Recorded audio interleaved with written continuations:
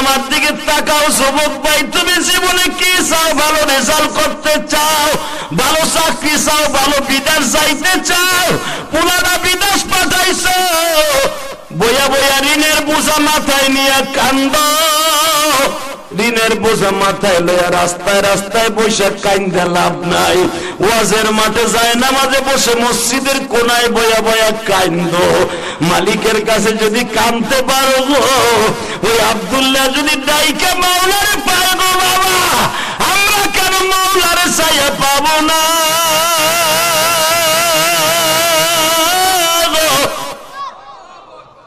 আমার এই গ্রামের মধ্যে কত বাপ আছে ছেলের ইটালি পাঠাইয়া বাবা, বাবার চোখে ঘুম নাই, ঋণের বোঝার জন্য ঘুম নাই, ঋণ পরিশোধ করতে পারে না, মানুষে বকা দেয়। জমি খেত বেইছে পোলা বিদেশ পাঠাইছে, এখনো পোলা ইনকাম পারে নাই, এখনো পোলাটাই বিপদে আছে। দুনিয়ার কারো কাছে বলতে হবে না বাবা, মালিকের কাছে বুঝাই বুঝাই কান্দা কান্দা কম।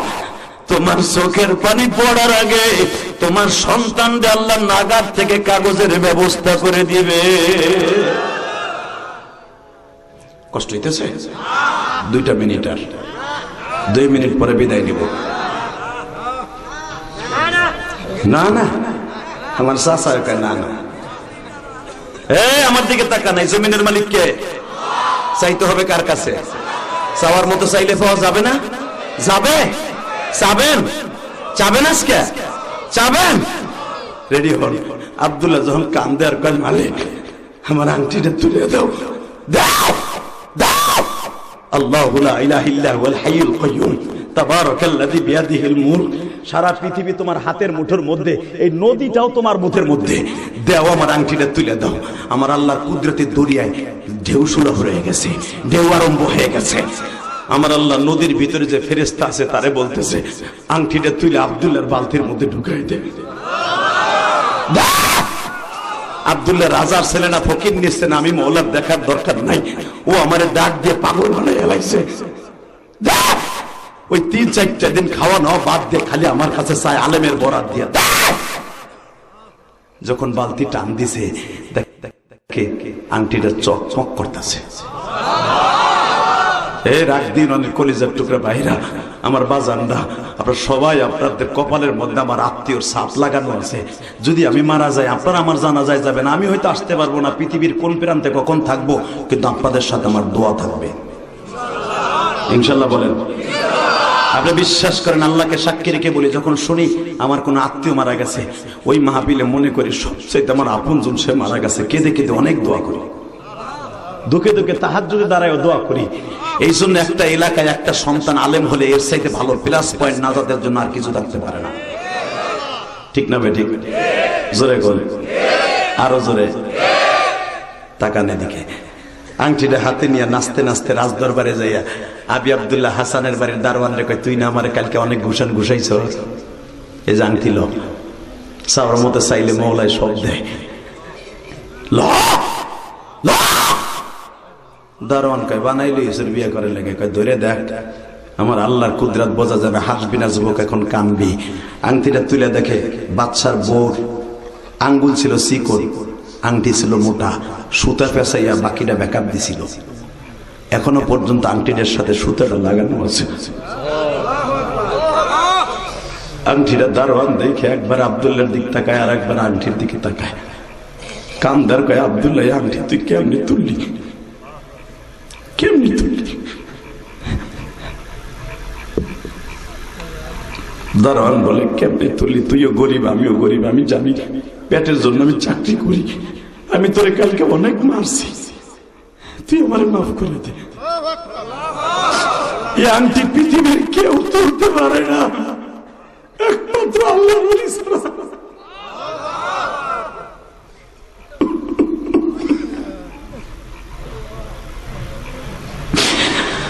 আব্দুল্লাহ আমার হাত দিয়ে তো আংটিটা ফেলে দিছিলাম দাজলা নদীতে। এই ফরাত নদীর ভিতরে, দাজলা নদীর ভিতরে কোন মানুষ নাই এত নিচের থেকে আংটিটা তুলতে পারে রে আব্দুল্লাহ। আসলে তোর সাথে আমার মাওলার অনেক যোগাযোগ, আব্দুল্লাহ আমি তোর দুইটা পাও ধরে বলছি, আব্দুল্লাহ তুই যখন আমার মালিককে চাইয়া পাগল বানাই আংটি তুলতে পারস, আমার মন বলে আমি তোর কাছে মাপ চাইলে আমার মালিক বাবারে মাফ করে দিতে পারে। বাজার দুইজনে খোলাখুলি করে আর কান্দে।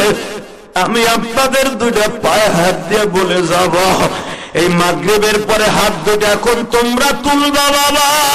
এ আমার কলিজার টুকরা দাড়ি ভাগা বাজানটা হাত তুইলা নিজের গুনার কথা মনে করিয়া তুমি মাওলারে বুঝায়া কইবা, মালিক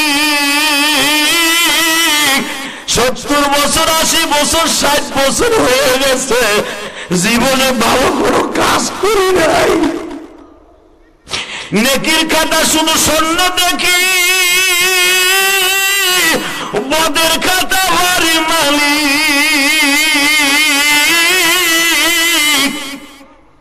ভাতিজার সাথে মামাতো ভাই খালাতো ভাইয়ের সাথে আজকে 10ই ফেব্রুয়ারি মাগরিবের নামাজের পরে এটা আমার প্রথম মাহফিল। 10ই ফেব্রুয়ারি বাজার মাগরিবের নামাজের পরে আমার এলাকায় বসিয়া এই রাত দিনওয়ানে বসে আমার মহলায় হাত দুইটা উঁচা করে চোখটা বন্ধ করে চোখের পানি ফেলাইয়া জোরে একটা আল্লাহরে ডাক দাও। যুবক ভাই ডাক দাও, বাজান ডাক দাও, ডাক দাও, 10ই ফেব্রুয়ারি ডাক দাও, ডাক দাও জোরে মাগরিবের নামাজের পরে আমার গ্রামের বাড়িতে বসে ডাক দাও, ডাক দাও মাগরিবের পরে জোরে জোরে আল্লাহকে আল্লাহ বলে ডাক দাও। হ্যালো, তুমি তাকায়া দেখো মালিক, আমার বাম পাশে বুজুর্গর সন্তান ইনায়েতুল্লাহ মুস্তাফা, তার বাবার ওজন একটা পশমের ওজন আমার শরীরে নাই। তোমার বুজুর্গ আমাদের রাত দিনের জন্য একটা নাজাতের আসর ছিল বাবা। ডাইন পাশে আমার বাবা বসা, সবাই আমার আত্মীয় স্বজন, ফুফারা, চাচারা, মামারা, চাচতো ভাইরা, খালাতো ভাইরা সবাই বসে আমার মালিকরে ডাক দিছে, আল্লাহ এদের জীবনের গুনাহ মাফ করে দিও। আমার মতো যাদের মা নাই গো মালিক, এইখানে রাত দি মাঝে মাঝে মেলা বসতো, বলে আসতাম, মা 10টা টাকা হাতে দিয়া বলতে, ইলিয়াস যে গরু ঘোড়া কিনবি না, আমার জন্য কিছু কিনে নিয়ে আসবি। এই যে সেই রাত দিয়ে আসছি মালিক, এটা জান্নাতের মেলা, দুনিয়ার কোন মেলায় আসি নাই। সেই জায়গায় বসে আজকে তোমার কাছে আমার বাচ্চা চাচাদেরকে লইয়া কাঁদছি। তোমার যদি মায়া লাগে গো মালিক, এদের জীবনের গুনাহ মাফ করে দিও।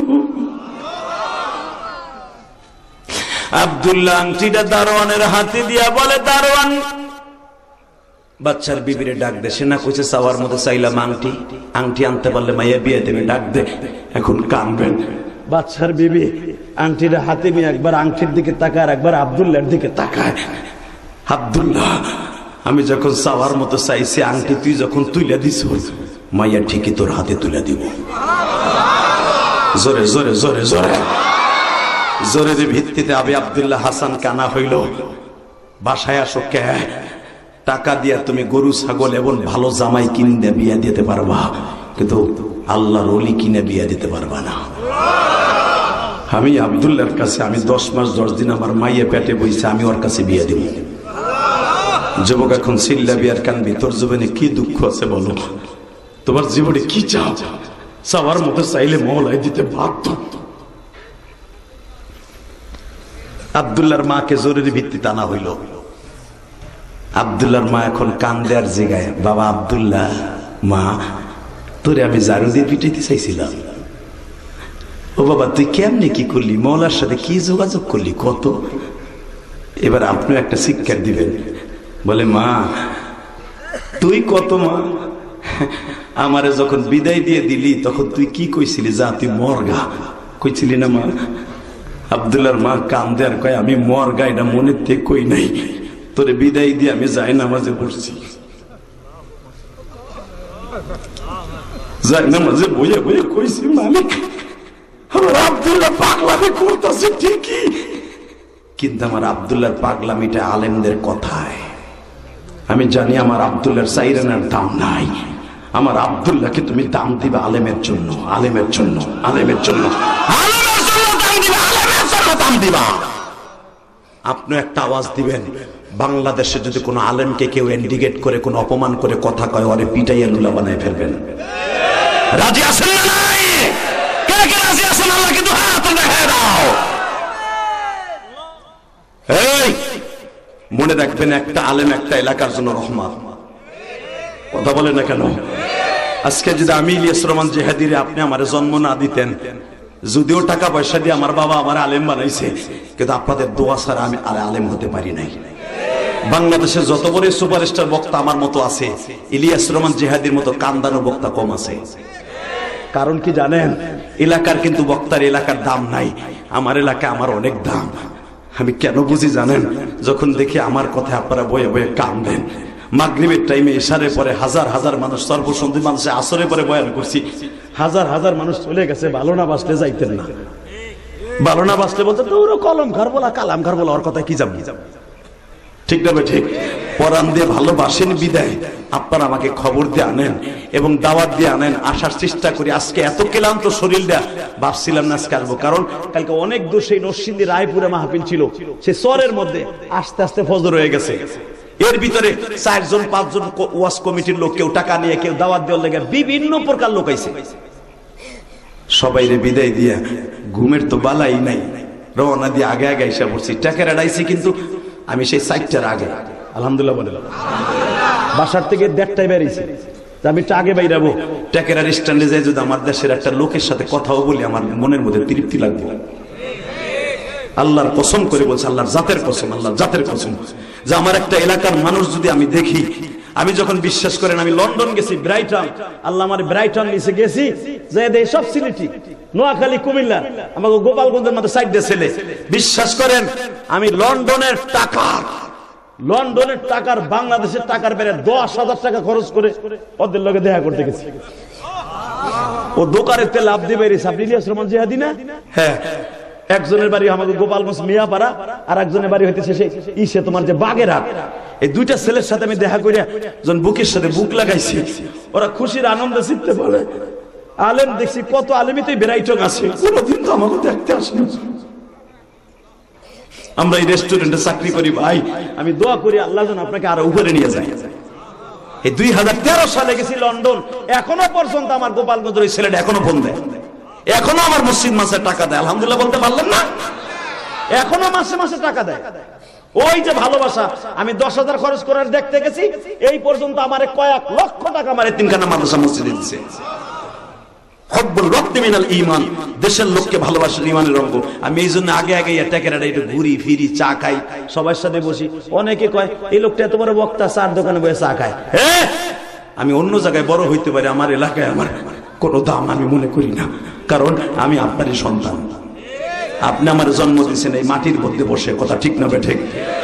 আমি দোয়া করি যদি জান্নাতে আল্লাহ নাই, আমরা একসাথে যাবো ইনশাআল্লাহ। বলেন তো নারায়ে তাকবীর, লিল্লাহি তাকবীর, লিল্লাহি তাকবীর। তাকানের দিকে আব্দুল্লাহর মাকে ডাইকে ডাইকে রাজায় বলতেছে, এই ছেলেটারে জন্ম দিতে যে কি করছিলা? হে কি করছিলা এটারে পেটে লইয়া? আব্দুল্লাহর মা কয় আমি কিচ্ছু করি নাই, আমার ছেলেটা পেটে আসলে আমি মাহমুদের কাছে কাইন্দে কাইন্দে দোয়া করছি, আল্লাহ আমার আব্দুল্লাহ যা চাবে তাই দিবা। সুবহানাল্লাহ। এখন আস্তে কর, একটু পরে কেউ আর আপনার জ্বালাবে না, এখন একটু জোরে জোরে কইেন। রেডি? রেডি? দেখেন তো আমার সাথে আপনার চোখে এক ফোঁটা পানি আসে কিনা। পৃথিবীতে বোঝা গেল মার চাইতে বড় দোয়া পৃথিবীতে কোনো দোয়া নাই, ঠিক না? ঠিক। আব্দুল্লাহ তোর ক্রেডিটে পাস নাই, তুই একমাত্র আলেমের কথা নিয়ে মাঠে নামছ। আমি মা যাই নামাজ ভিজাইছি চোখের পানি দিয়ে।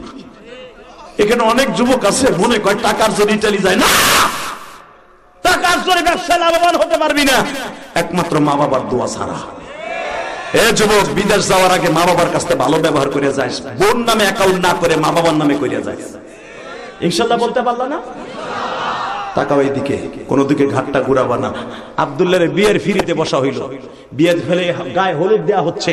ইন্দিমি টাইমে আব্দুল্লাহ কয়, আরে আলেম কইছিল চাওয়ার মতো চাইতে হয়, চাইলে সবই পাওয়া যায়। আমি কি লেগে চাইলাম? রাজার একটা মাইয়া চাইলাম, আমি আমার মাওলারে কেন চাইলাম না? সাধারণ একটা মাইয়া কেন চাইলাম? আমি কেন আমার মাওলারে চাইলাম না? বিয়ার ফিরিতে বইয়া বাজান এইবার হাত তুলছে মালিক রে,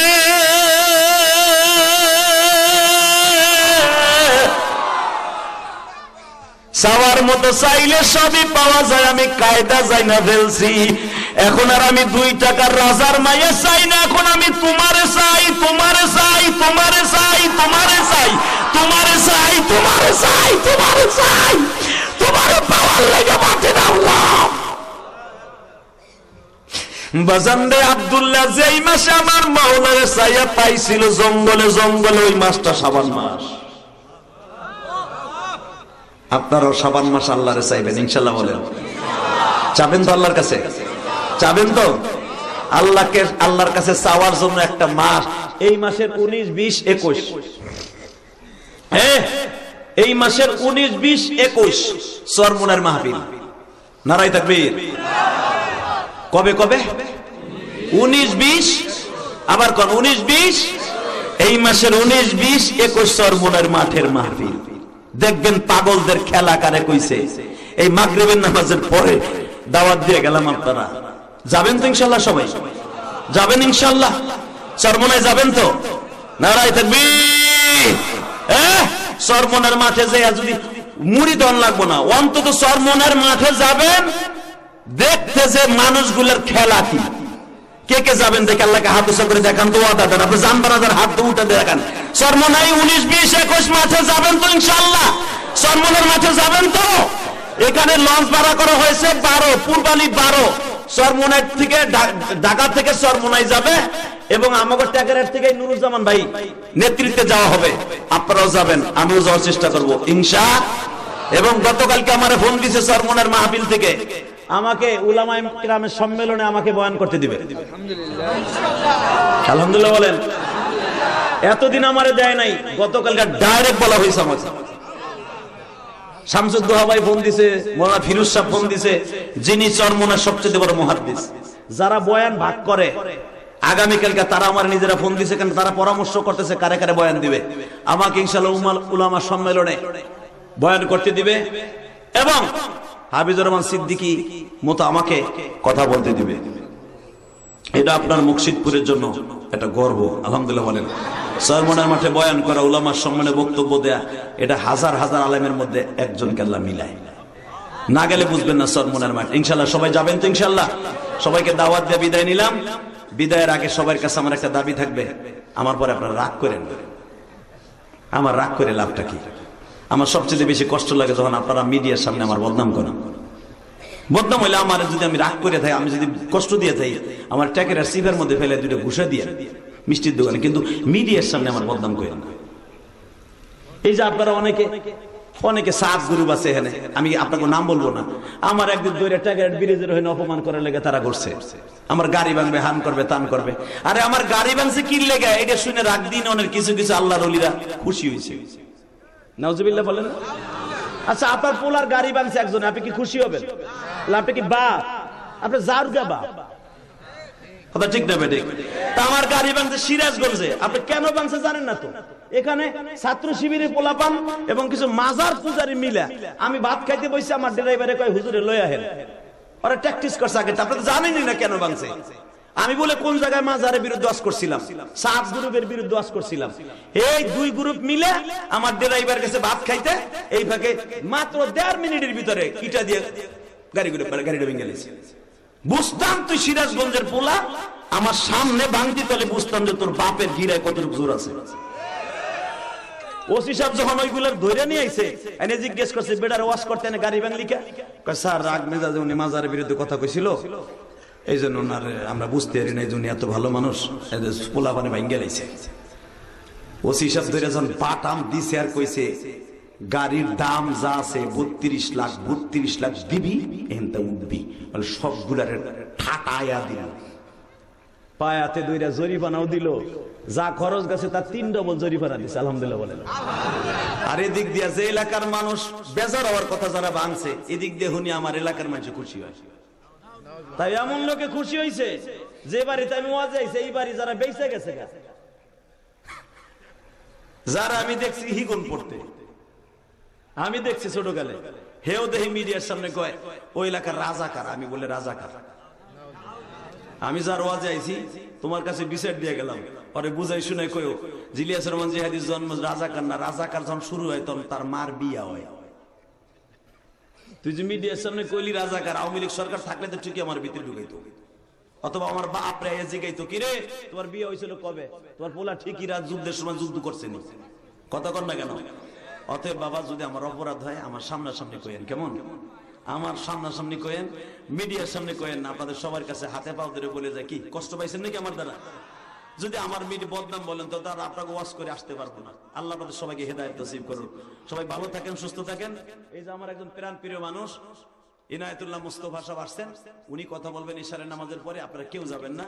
এরপরে আছে, এরপরে যেই পরিমাণ ড্যাগ দেখলাম বাইরে বাইরে, বাবা আপনারা যদি একবারে 11টা পর্যন্ত খান লুঙ্গি খুলে তাও শেষ হইব না। লুঙ্গি ঢিল দিয়ে যদি খাইতে থাকেন 11টা পর্যন্ত শেষ হইব না। সবাই ভালো থাকেন, সুস্থ থাকেন, আবার দেখা হবে ইনশাআল্লাহ। রাগ করেন নাই তো আমার উপরে? আল্লাহ